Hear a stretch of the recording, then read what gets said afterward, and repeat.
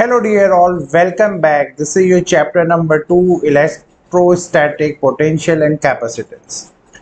तो जो सबसे पहला टॉपिक इसमें हमें देखना है वो है पोटेंशियल डिफरेंस। अब इसका मीनिंग क्या है, क्या हम इसको समझें, पहले आप थोड़ा सा थ्योरी देखिए। आपने पहले चैप्टर में पढ़ा होगा जो सोर्स चार्ज होता है उसके अराउंड इलेक्ट्रिक फील्ड्स होती हैं और वो इलेक्ट्रिक फील्ड लाइंस जो होती हैं वो आउटर वर्ड्स होती हैं। अगर सेंटर में होता है पॉजिटिव चार्ज तो यहाँ तक तो कोई टेंशन नहीं होगा।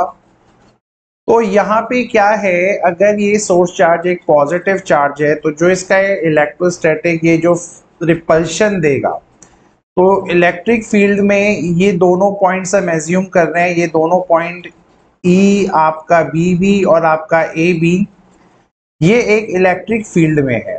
इलेक्ट्रिक फील्ड वहां पे क्या होता है, इलेक्ट्रिक फील्ड उसको बोला जाता है जहां पे आपका एक इलेक्ट्रोस्टैटिक फोर्स जनरेट होता है। तो इलेक्ट्रोस्टैटिक फोर्स भी हम पढ़ चुके हैं। तो इलेक्ट्रोस्टैटिक फोर्स क्या करता है, या तो किसी को रिपेल करता है या किसी को अट्रैक्ट करता है। सिंपल सा बात है, अगर आपके पास दो चार्जेस हैं, एक पॉजिटिव और एक नेगेटिव, और अगर ये आपका इलेक्ट्रिक फील्ड में ही दोनों के दोनों हैं तो सिंपल सा बात है ये एक दूसरे को अट्रैक्ट करेंगे। लेकिन अगर ये दोनों चार्जेस आपस में पॉजिटिव हैं और इलेक्ट्रिक फील्ड के अंदर ही हैं तो ये एक दूसरे को रिपेल करेंगे। ठीक है, तो यही हमने पढ़ा था चैप्टर नंबर 1 में। तो इसका डेफिनेशन भी कुछ यहाँ पे ऐसा ही है बेटा। पोटेंशियल डिफरेंस होगा क्या, पोटेंशियल डिफरेंस क्या होगा जब कोई भी दो पॉइंट आपके इलेक्ट्रिक फील्ड में हो, इलेक्ट्रिक फील्ड जहाँ पे आपका ईदर फोर्स ऑफ अट्रैक्शन लगे या फोर्स ऑफ रिपल्शन लगे। तो होगा क्या, सिंपल सा लॉजिक है। अगर यहाँ पे देखो ये पॉजिटिव चार्ज है, ये आपके पास चार्ज नंबर बी है, ये चार्ज नंबर ए है। अब आप ये देखें जो फोर्स यहाँ पे लगेगा, क्योंकि ये पॉजिटिव चार्ज है, ये आउटसाइड की तरफ लगेगा फोर्स। ठीक है, और अगर मुझे यहाँ पे इस चार्ज को जो कि ए पे बैठा है, अगर मुझे उसको बी तक लेके आना है, अगर मुझे उसको बी तक लेके आना है तो सिंपल सा बात है, मेरा जो डिस्प्लेसमेंट होगा, यानी चाहे बहुत छोटा ही डिस्प्लेसमेंट हो डी एक्स, वो इस साइड होगा। गॉट इट, इसको मैं डी एक्स डी आर कुछ भी लूंगा इन फ्यूचर। तो हमारा यहाँ पे क्या होगा, अगर फोर्स मेरे अगेंस्ट लग रही है और मुझे अगर फोर्स के अगेंस्ट वर्क करना है तो मुझे यहाँ पे एक वर्क डन तो करना पड़ेगा। ठीक है, कुछ ना कुछ तो काम मुझे करना पड़ेगा ताकि मैं अपने ऑब्जेक्ट को ए से बी के पास लेके आ सकूं। तो यही मेरा लॉजिक है एक्चुअली में इसका। तो वो यही बोल रहा है पोटेंशियल डिफरेंस दो पॉइंट्स का जो कि इलेक्ट्रिक फील्ड में होती हैं वो क्या होता है, जो अमाउंट ऑफ वर्क डन आप करते हो किसी यूनिट पॉजिटिव चार्ज को, जैसे यहाँ पे यूनिट पॉजिटिव चार्ज, यहाँ पे हमने किसको रखा हुआ है, इस टेस्ट चार्ज को। तो जब आप इस टेस्ट चार्ज को उठा के बाई चांस पॉइंट बी तक लाना चाहेंगे, ठीक है, against the from one point two another against the electrostatic forces. अब इलेक्ट्रोस्टैटिक फोर्सेस जो कि इधर जा रही थी उनके अगेंस्ट में हमें जब एक चार्ज को दूसरे पॉइंट पे ले जाना पड़ेगा तो जो हम वर्क डन वहां पे करते हैं उसको बोला जाता है potential difference. Got it. So simple सा बात है, अगर चार्ज ए पे अपना इंडिविजुअल पोटेंशियल ए था और बी के पास यहाँ पे बी था, तो सिंपल सा बात है वी बी माइनस बी ए, यानी जो पोटेंशियल में डिफरेंस इनका आएगा डेट इज वर्क डन ए से बी लाने के लिए, जो वर्क डन हमने किया पर यूनिट चार्ज, यानी जो चार्ज हमारा है वो उसके इक्वल हो जाएगा। ठीक है, तो यहां तक डेफिनेशन समझ में आया होगा आपको। और अब अगर हम इसी डेफिनेशंस में फर्दर आगे चलें तो और क्या क्या आपको गिवन है ये देखिए। जब आप अपने टेस्ट चार्ज को, जिसको मैंने Q1 बोला है, यहाँ पे आपको दिख रहा होगा ये टेस्ट चार्ज, जब आप इसको ए से बी की तरफ लाएंगे तो वर्क डन जो होगा ना बेटा, वो होगा उस रिपल्सिव फोर्स के अगेंस्ट। जो फोर्स आपके सामने आ रही है और आप उसके अगेंस्ट वर्क कर रहे हो, तो डेफिनेटली वर्क डन उसके अगेंस्ट ही होगा बाय द सोर्स चार्ज, क्योंकि सोर्स चार्ज पॉजिटिव है तो आउटवर्ड देगा। यही मैंने समझाया था और यही पॉइंट मैंने लिखा है। अब जो एक्सटर्नल फोर्स हम अप्लाई करते हैं, देखो क्या होगा ना, अगर आपको मुझे ए से बी में पहुंचाना है तो वर्क डन का जो फॉर्मूला है वो तो फोर्स इनटू डिस्प्लेसमेंट होता है। तो यानी आप एक एक्सटर्नल फोर्स अप्लाई कर रहे हो किसके अगेंस्ट, इस रिपल्सिव फोर्स के अगेंस्ट। ये रिपल्सिव फोर्स है जो चार्जेस को दूर कर रही है, और एक एक्सटर्नल फोर्स आपको भी देनी पड़ेगी, है ना, आपको भी देनी पड़ेगी ताकि आपका मूवमेंट पॉइंट 1 से पॉइंट बी की तरफ हो सके। तो जब पॉइंट 1 से लेके मतलब पॉइंट ए से लेके बी तक का तुम्हें अगर मूवमेंट करवाना है तो एक एक्सटर्नल फोर्स अप्लाई करोगे आप, लेकिन जो आप एक्सटर्नल फोर्स अप्लाई करते हो ना, वो सिर्फ और सिर्फ बैलेंस करेगी इस रिपल्सिव फोर्स को।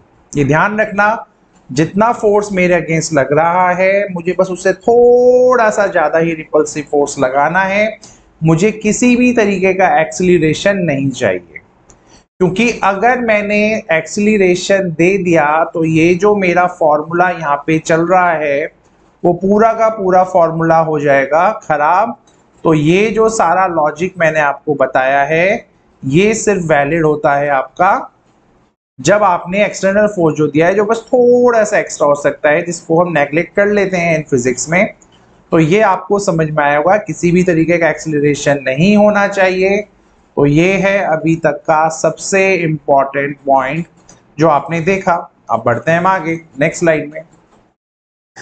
अब फिर आता है बात पोटेंशियल डिफरेंस समझने के बाद अब आपको समझ में आना भी चाहिए कि इलेक्ट्रिक पोटेंशियल क्या होता है बेटा।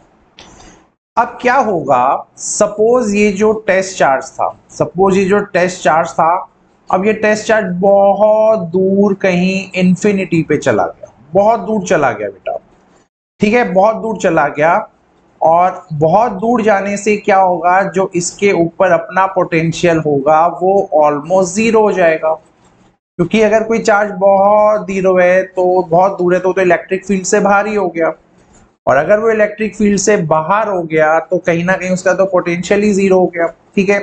तो इसी लॉजिक पे हमारा ये अगला डेफिनेशन है, वो क्या बोलता है, electric potential at a point in an electric field is the amount of work done in moving a unit positive charge from infinity to that particular point।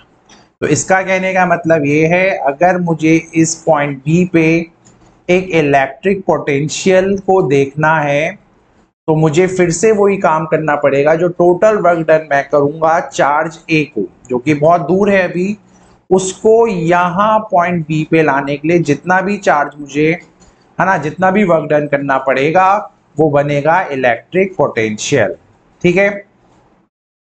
अब क्योंकि जो आपका टेस्ट चार्ज है वो इंफिनिटी पे है तो वी ए को मैं जीरो ले लूंगा, और अगर मैं इसको जीरो ले लूंगा तो आपको पता है ये डायरेक्ट आपका इलेक्ट्रिक पोटेंशियल ही निकलेगा, वी बी। तो ये वी बी अब किसके इक्वल हो जाएगा, जो आपने वर्क डन किया ए वाले चार्ज को बी पॉइंट तक लाने पे और divided by that particular unit charge, है ना, यूनिट चार्ज का तो डेफिनेशन में आएगा ही आएगा। तो इस वे से आपका ये फॉर्मूला इस पर्टिकुलर केस के लिए ऐसे भी कन्वर्ट हो जाएगा। तो पोटेंशियल डिफरेंस में क्या होगा, V B minus V A, क्योंकि चार्जेस बहुत क्लोज होंगे। लेकिन इलेक्ट्रिक पोटेंशियल में क्या होगा, एक चार्ज बहुत दूर चला जाएगा लेकिन वर्क डन तो उसमें भी लगेगा ना बेटा, कुछ ना कुछ उसको अट्रैक्ट करने में, ठीक है। तो यहीं पे ये लॉजिक था। तो अब चलते हैं फटाफट से, इलेक्ट्रिक पोटेंशियल का आपको मीनिंग पता चला। जैसा कि मैंने बोला था, वर्क डन अपॉन चार्ज, इसका यूनिट होता है वोल्ट, और वोल्ट को बोलते हैं जूल पर कूलम। अब अगर मैं यहाँ पे इसका डायमेंशन आपको डिराइव करके दिखाऊं तो देखिए, सिंपल सा बात है, वर्क डन अपॉन चार्ज होता है एम्पियर इनटू टाइम, और फोर्स क्या होता है, वर्क डन क्या होता है, फोर्स इनटू एक्सीलरेशन, ठीक है। और एक्सीलरेशन को धीरे धीरे देखते हैं अब क्या है, फोर्स होता है, अब सॉरी वेट अ मिनट, तो वर्क डन हुआ आपका फोर्स इनटू डिस्प्लेसमेंट, एक स्टेप में आगे चला गया। तो फोर्स इनटू डिस्प्लेसमेंट को मैं ऐसे दिखा देता हूँ। फोर्स का मतलब होता है मास इनटू एक्सेलरेशन, और ये हो गया आपका यहाँ पे डिस्प्लेसमेंट यानी डिस्टेंस, ठीक है, अपॉन ए एम्पियर, और ये इनटू टाइम, ठीक है। अब अगर मैं m को देखूं तो ये बचा सिर्फ यहाँ पे एक m बचा, ये डिस्टेंस है तो एक l ये बचा। अभी मैं इस एक्सेलरेशन का कुछ करता हूँ, ये एम्पियर है, ऊपर आएगा तो ये माइनस हो जाएगा, ये टाइम है तो ऊपर आके माइनस का t1 हो जाएगा। Got it. अब सारा का सारा चैलेंज है एक्सेलरेशन का। एक्सेलरेशन क्या होता है? एक्सेलरेशन होता है वेलोसिटी अपॉन टाइम। वेलोसिटी क्या होती है? Displacement upon time. और एक टाइम ऑलरेडी यहाँ था तो डिस्प्लेसमेंट का एक और एल आया, एक एल पहले ही था, एक और आने से यहाँ 2 हो गया, और time into time, time square, जो कि ऊपर जाके क्या बन जाएगा? टाइम की पावर -2। अब -2 ये है, -1 ये है, तो इसको मैं क्या लिख देता हूँ? पावर्स को we will add, and finally the dimension of this question is done. तो ये भी आपको समझ में आ गया होगा, ठीक है। तो ये था हमारा बिल्कुल पहला टॉपिक, जो होपफुली आप लोगों को क्लियर हो गया होगा। Thank you.